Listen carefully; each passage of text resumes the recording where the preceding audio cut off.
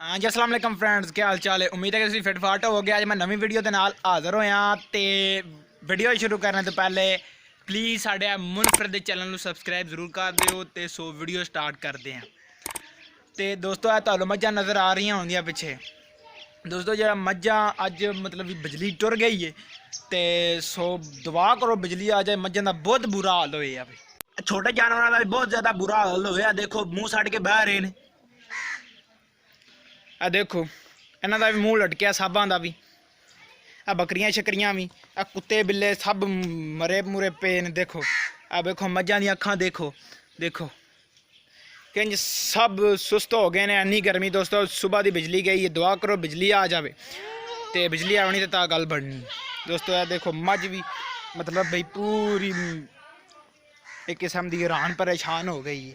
देखो वो अखां देखो, नहाती नहीं सुबह की। देखो इन्हों का बहुत ज़्यादा बुरा हाल होया।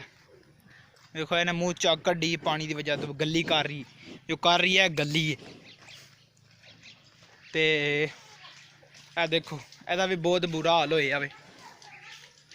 देखो ते होर ते तुसीं फिर जान सकते हो। कुक्कड़ देखो, कुक्कड़ का भी बहुत बुरा हाल होया वे। देखो कुक्कड़ का भी बहुत ज़्यादा बुरा हाल होया। देखो नस ही नहीं रहा मैनू देख के। देखो तो होर पौधे पाधे सब मुरझू गए ने। देखो ना ए मरझा पता नहीं क्यों गए ने। तो जीमियाँ भी देखो दोस्तों पूरियां सुक सक गई ने। पूरा माहौल खराब हो गया वे। बहुत ज़्यादा धुप्प है तो धुप्प की वजह तो गर्मी की वजह तो मतलब भी स्किन काली शाली हो गई है। तो सो देखो हर चीज़ मतलब भी सुक सक गई है।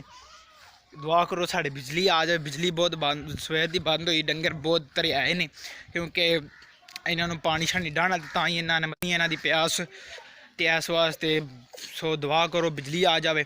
तो वीडियो तुहानूं पता ही मेरी मजीद वीडियो हासिल करने लिए क्या करना है, सबसक्राइब जरूर करना है। तो नाल ही बैल आइकन भी प्रेस कर देना ताकि मेरी मजीद अच्छी वीडियो तुहाडे तक बआसानी